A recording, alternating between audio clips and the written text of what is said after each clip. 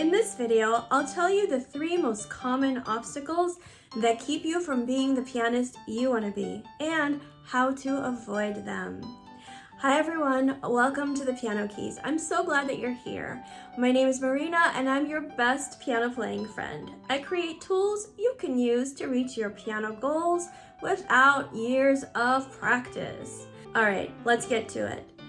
In my years of teaching piano to people of all ages and all abilities, I've noticed that there are 3 common ways that you're standing in the way of your own progress.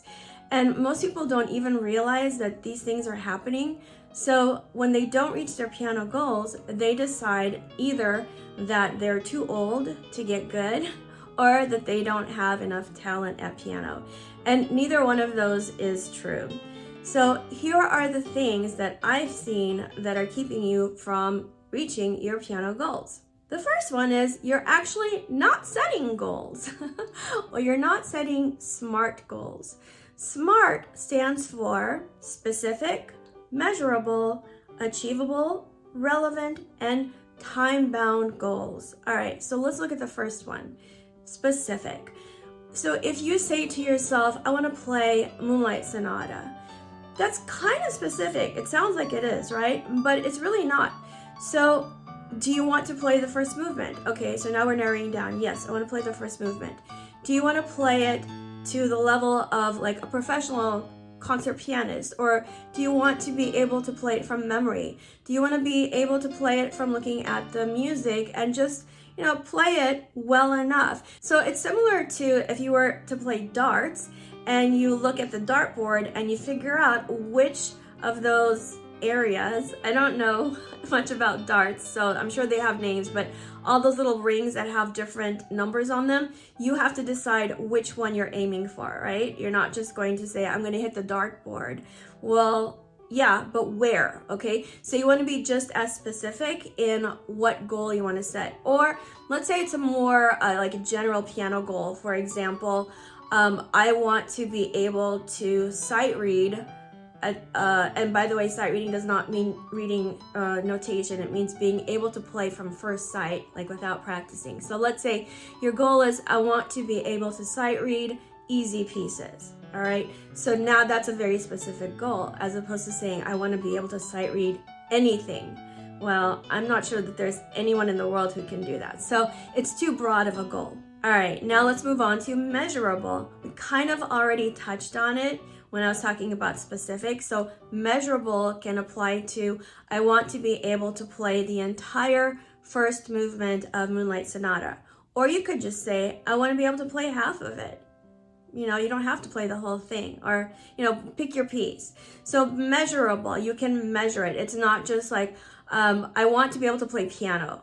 I mean, that's like saying, I want to go out. Well, okay, where are you going, right? So if you want to play piano, what exactly do you want to do? Measurable. The A in SMART goals stands for achievable. So it needs to be something that you can kind of foresee yourself doing. Like you can see the steps to getting there. So if you're brand new to piano and you want to learn how to play Chopin's Fantasy Impromptu, that's not really a realistic goal because it takes years to build up the technical skill to be able to play this piece. You can't, as much as the course creators and sellers like to tell you, you cannot hack your way or fool your way, fool your brain into learning piano. I actually saw that in an ad, fool your brain to learn piano. I'm sorry, I don't even know what that means. So there are physical things that need to happen that take time. In the same way that if you were to build up speed or endurance or strength in your physical body, if you wanted to do gymnastics or run a marathon, it takes time, right? So achievable, and when it comes to piano, is, do I actually have the skills, or can I get them pretty easily to play what I want to play? If not, it's not the end of the world. So what you want to do is say, okay, I'm not there yet. Like I just started, so I can't play Fantasy Impromptu. My fingers just don't move. All right, let me see. What is the thing that I can do? Well, I can learn how to move my fingers, which is called studying technique, practicing technique. I made a few courses that help you to work up your piano technique so that you can have the speed and the agility and the hand coordination and all of that, right? So then once you have that set of skills in your tool belt, mixing metaphors, then you can actually achieve a higher level of piano piece or a piano song. If you want to check out these technique courses and see if they can help you, go ahead and click the link below this video or in the comment section and take the free preview lessons and see if that's something you want to start working on. The R in SMART goals stands for relevant. Is this goal relevant to a bigger goal? So if, let's say your goal is to be able to play piano by ear, okay, and you're working on something that really doesn't apply to that. Maybe, I don't know, maybe you're working on reading music. So reading music is really important, but it doesn't help you necessarily play by ear. So the goal of learning to read music doesn't really fit into the bigger goal of being able to play by ear. Again, I'm not saying that it's not important to be able to read music or that you have to read music. I'm just saying, if your goal is to play by ear and you're working on reading music notation, that music notation goal is not relevant to the goal of playing by ear. And the T in SMART goals stands for time bound. You want to give yourself some kind of timeline for when you're going to achieve that goal. Okay, I want to play Moonlight Sonata, the first movement. I want to play it at a tempo that makes sense for that piece. I want to play it by memory, and I want to have it done by December 5th, 2023. So now you've got a much clearer picture of this goal that you've set, and you can work backwards from there and figure out what you can do each week or each month or each day to get closer to that very specific SMART goal. The second thing that is standing in the way of you achieving your piano goals is that you get distracted. You are not focused. In today's world, we are all very, very distracted. We've got our phones on us. We've got multiple tabs open on our computers. We're scrolling through a tablet on the side. That's one kind of distraction. So we're not really people who focus anymore for any length of time. There's that kind of focus. So when you sit down to practice, are you actually focusing your energies? Are you using your SMART goals and figuring out how to achieve them, and not, answering texts or getting up to, get the phone or something like that. So you want to be very focused. Another way that you're getting distracted is that you might have shiny object syndrome. What is that? Well, okay, let's say you start working on a song. I Will Survive. I don't know. and you get pretty good at like the intro. And then you say, oh wow, then I saw a tutorial on Canon in D. Let me start working on that. And you kind of drop I Will Survive. Then you get halfway through Canon in D, and then you go, oh man, look at Mozart's Sonata in C. I want to learn that. You drop Canon in D, you start. So at the end of a year or whatever, you haven't really learned an entire song or an entire piece. And this can become very frustrating because you've been putting in the practice time, and yet you don't have a whole lot to show for it. And again, you might think, well, maybe piano's not for me. I'm too old, I'm not, whatever. That's not true. You were distracted. Another way you can be distracted and not focused in piano is that you don't practice regularly or consistently. So you might practice today and get in a really good session and feel amazing. And then next thing you know, a week has gone by and you forgot to practice. You let life take over. It happens to everybody. I mean, I'm not shaming you. But at the end of the day, you get to decide how you use your time.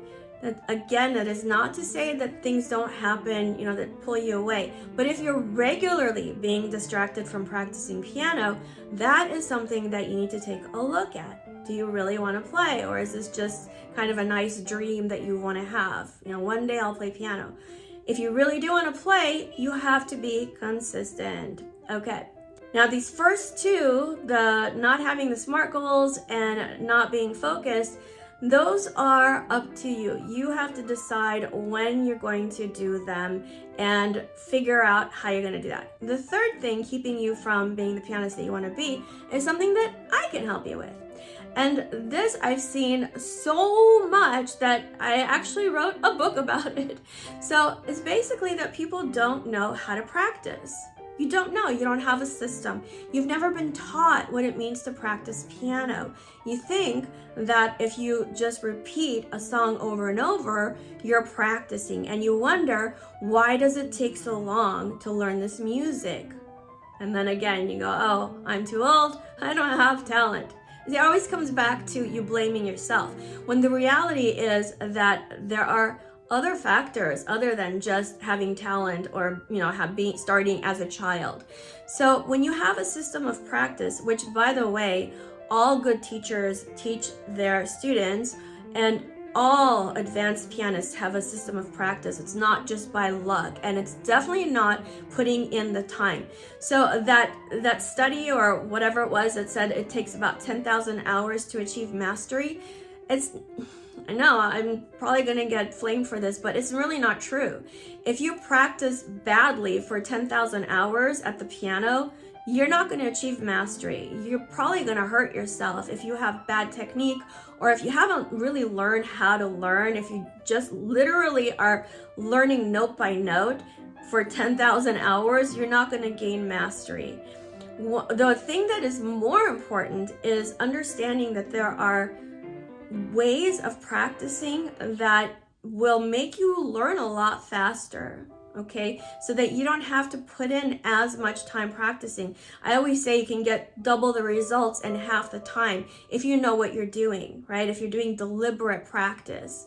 One thing I did read about that 10,000 hours of mastery, what's even more important than achieving the 10,000 hours toward getting better is surrounding yourself with people who are better than you, so that you're constantly learning from them and that you are motivated to, improve yourself, right? So if you don't have a community of pianists that can keep you, accountable or cheer you on, I've created one on Facebook. It's free. It's called Piano Practice Tips with the Piano Keys, and that is linked below. All right, so let's talk about the book that I wrote that can help you figure out how to practice. It's called Practice Makes Permanent. And in this book, I explain to you why it's not true that it is easier for children to learn than adults. It's actually easier for adults to learn than for children. And in the book, I tell you how you can use the advantages that children seem to have and apply them to your own piano journey and really learn better, more securely, and faster than you ever thought possible. I also give you ways that you can fit piano into your very busy schedule, because we're all busy. That goes without saying. If you tell someone that, oh, I've been so busy, it's like, yeah, no kidding, we all are, right? So I tell you how you can fit in piano into your busy life, and I also give you a whole bunch of different ways to practice. I call them practice steps that you can apply whether you're trying to learn a brand new song from scratch, or you're trying to figure out why a song that you're playing, you always make certain mistakes. So I give you practice steps, a system that you can figure out how to work on those places that are insecure. I teach you how to memorize music. And I give you practice steps for, taking your music to the next level, so that, okay, now I know the notes and everything, but it just doesn't sound, musical. It doesn't sound advanced. I tell you what you can do to overcome that hurdle. Okay, Practice Makes Permanent. The link is below. If you're very busy, you can get the audio book where I read it to you. You can listen to it in the car. There's a whole bunch of free bonus downloadable materials that you can get and use everything that you're learning to really achieve your piano goals. Do you have any questions? Let me know below. Join my mailing list so that I can reach out to you outside of social media, outside of YouTube. All the links are below in the description box and in the first comments. Keep practicing, have fun, and I will see you soon. Bye!